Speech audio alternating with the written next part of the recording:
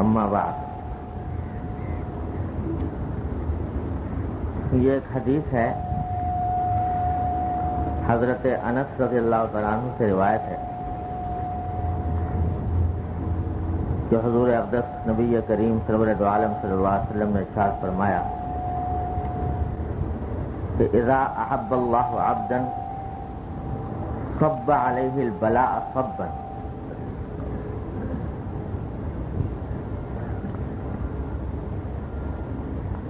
اور بعض کتابوں میں یہ الفاظ اس کے جگہ یہ مروی ہیں کہ اذا احب اللہ عبدا ابتلاہ حتی یسمع تضرعہ.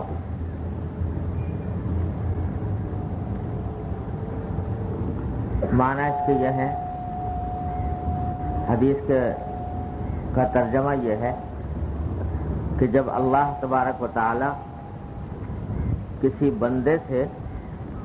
محبت فرماتے ہیں تو بعض اوقات اس کے اوپر مختلف آزمائشیں بھیجتے ہیں، اور وہ آزمائشیں بارش کی طرح اس کے اوپر برستی ہیں. اور بعض روایتوں میں اسی کے اندر یہ اضافہ ہے کہ جب ملائکہ فرشتے یہ کہتے ہیں کہ یا اللہ یہ تو آپ کا نیک بندہ ہے، آپ کا محبوب بندہ ہے، آپ سے محبت کرنے والا ہے، تو اس پر اتنی آزمائشیں کیوں؟ تو باری تعالیٰ جواب میں فرماتے ہیں کہ اس کو اسی حالت میں رہنے دو، اس لیے کہ میں چاہتا ہوں، مجھے یہ بات پسند ہے کہ میں اس کی آواز سنوں، اس کی دعا کی آواز سنوں، اس کی عاجزی اور گریہ وزاری کی آواز سنوں. یہ الفاظ ہیں حدیث کے. یہ حدیث اگرچہ سند کے اعتبار سے کمزور ہے، لیکن اس معنی کی متعدد احادیث آئی ہیں، ایک سے زیادہ. مثلا آگے حضرت ابو امامہ رضی اللہ تعالیٰ عنہ کی حدیث نقل کی ہے، اس کا بھی تقریباً مفہوم یہ ہے کہ اللہ تعالیٰ فرشتوں سے فرماتے ہیں کہ میرے بندے کے پاس جاؤ اور اس کو آزمائش میں مبتلا کرو، تو میں اس کی آواز سننا پسند کرتا ہوں.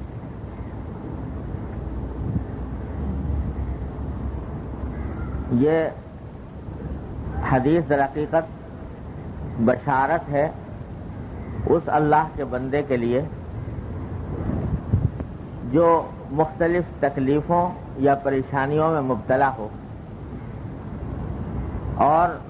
تکلیفوں پریشانیوں کے باوجود اس کا رابطہ اللہ تبارک و تعالیٰ کے ساتھ قائم ہو، اور وہ دعا کے ذریعے اپنی اس تکلیف اور پریشانی کو دور کرنے کی فکر کر رہا ہو. اس کے لیے اس حدیث میں بشارت ہے. اور یہ بشارت ہے کہ یہ تکلیف جو دی جا رہی ہے،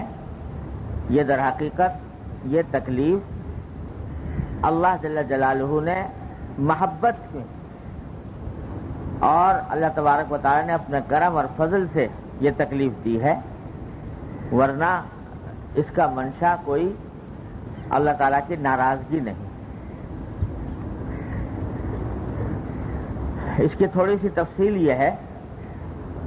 کہ جب بھی کوئی انسان کسی بلا میں مبتلا ہو، الیاذ باللہ، کسی پریشانی میں ہو، کسی تکلیف میں ہو، کسی بیماری میں ہو، افلاس میں ہو، تنگ دستی میں ہو، قرضے کی مصیبت میں ہو، بے روزگاری میں ہو، گھر کی پریشانی میں مبتلا ہو، تو یہ پریشانیاں جو بھی انسان کو دنیا میں آتی ہیں یہ دو قسم کی ہوتی ہیں. بعض مرتبہ پریشانیاں ہوتی ہیں، اللہ بچائے، اللہ تعالیٰ کی طرف سے قہر ہوتا ہے، اللہ تعالیٰ کی طرف سے عذاب ہوتا ہے.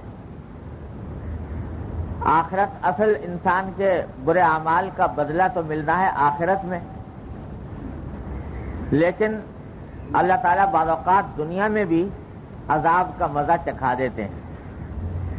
جیسے قرآن کریم نے فرمایا وَلَنُذِيقَنَّهُم مِّنَ الْعَذَابِ الْأَدْنَىٰ دُونَ الْعَذَابِ الْأَكْبَرِ لَعَلَّهُمْ يَرْجِعُونَ، کہ جو آخرت میں بڑا عذاب آنے والا ہے اس سے پہلے ہم تھوڑا سا عذاب کا مزہ دنیا میں بھی چکھاتے ہیں تاکہ ان کو ایک مرتبہ تازیانہ لگے اور یہ اپنی بدعمالیوں سے باز آئیں۔ تو بعض مرتبہ تکلیفیں ہوتی ہیں، پریشانیاں ہوتی ہیں، وہ ہوتی ہیں در حقیقت اللہ تعالیٰ کے عذاب کے طور پر، سزا کے طور پر، اور بعض مرتبہ پریشانیاں اس وجہ سے ہوتی ہیں جو یہاں پر مذکور ہے کہ اللہ تبارک و تعالیٰ کی طرف سے بندے کے درجات بلند کرنے ہوتے ہیں، اس کو کہیں سے کہیں پہنچانا ہوتا ہے،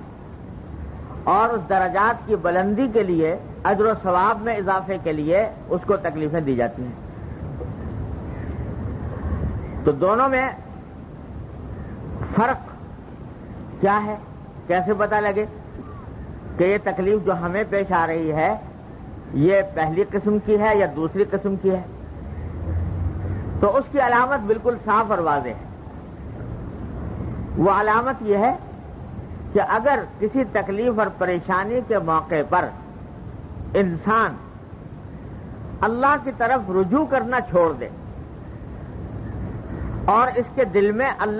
وہ اللہ تعالیٰ کی تقدیر کا شکوہ کرنے لگے کہ میں ہی رہ گیا تھا اس پریشانی کے لیے، میں ہی رہ گیا تھا اس تکلیف کے لیے، کیوں میرے اوپر یہ تکلیفیں آ رہی ہیں، شکوہ کرنے لگے، گلہ کرنے لگے اور وہ اللہ تعالیٰ کی طرف رجوع کرنا چھوڑ دے۔ تکلیفوں کی حالت میں آدمی جو پھنس کر پہلے نمازی تھا نماز چھوڑ دی، کچھ معمولات کا پابند تھا وہ معمولات چھوڑ دیے، اور اللہ تعالیٰ کی طرف رجوع نہیں کر رہا، اس تکلیف کو دور کرنے کے لیے سارے ہاتھ پاؤں مار رہا ہے، اپنے ظاہری کام کر رہا ہے، لیکن اللہ تعالیٰ کی طرف رجوع نہیں کرتا، دعا نہیں کرتا، اللہ تعالیٰ سے مانگتا نہیں، استغفار نہیں کرتا، توبہ نہیں کرتا۔ یہ علامت اللہ بچائے اس بات کی ہے کہ یہ تکلیفیں اللہ تعالیٰ کی طرف سے قہر ہیں، اللہ تعالیٰ کی طرف سے سزا ہے، عذاب ہے۔ اللہ تعالیٰ ہر مومن کو اس سے محفوظ رکھے۔ لیکن اگر تکلیف آنے کے باوجود انسان رجوع کر رہا ہے اللہ تعالیٰ سے، یا اللہ میں کمزور ہوں، اس تکلیف کا تحمل نہیں کر سکتا، اپنی رحمت سے مجھے اس سے بچا لیجئے، اپنی رحمت سے مجھے اس سے محفوظ فرما دیجئے، رجوع کر رہا ہے اللہ تبارک و تعالیٰ ہی سے، اور دل میں شکوہ اور گلہ نہیں ہے، تکلیف کا احساس ہے، اس تکلیف میں چاہے روئے بھی،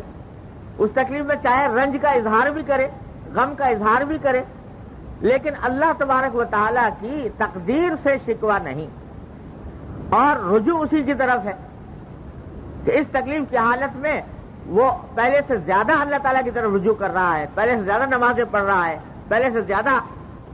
اللہ تعالیٰ سے دعائیں مانگ رہا ہے۔ تو یہ علامت اس بات کی ہے کہ انشاءاللہ یہ تکلیف اللہ جل جلالہ کی طرف سے بطور ترقی درجات ہے، اور وہ اس حدیث کا مصداق ہے جو یہاں پر بیان کی گئی۔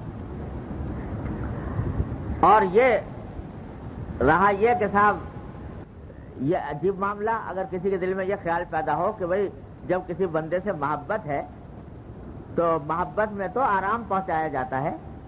راحت دی جاتی ہے، تکلیف کیوں دی جا رہی ہے؟ بندے کو جب محبت ہے بندے سے تو اس کو آرام پہنچانا چاہیے، تکلیف کیوں دے رہے ہیں؟ اگر کسی کے دل میں یہ خیال پیدا ہو تو اس کا جواب یہ ہے کہ دیکھو اس کائنات میں، پہلے بھی بار بار میں آپ سے عرض کر چکا ہوں، اس دنیا میں کوئی بھی انسان ایسا نہیں جس کو کبھی نہ کبھی کوئی نہ کوئی تکلیف نہ پہنچے، کوئی نہ کوئی صدمہ نہ پہنچے۔ کوئی بھی انسان، چاہے وہ بڑے سے بڑا نبی اور پیغمبر ہو، یا ولی ہو اور صوفی ہو، یا کوئی سرمایہ دار ہو، دولت مند ہو، کتنی دولت رکھنے والا ہو، ایسا نہیں ہو سکتا کہ وہ تکلیف کے بغیر دنیا سے چلا جائے۔ اس واسطے کہ اللہ تبارک و تعالیٰ نے یہ عالم بنایا ہی دنیا کا ایسا ہے کہ اس میں غم اور خوشی، رنج اور تکلیف، صدمہ اور تکلیف، یہ سب ساتھ ساتھ چلتے ہیں۔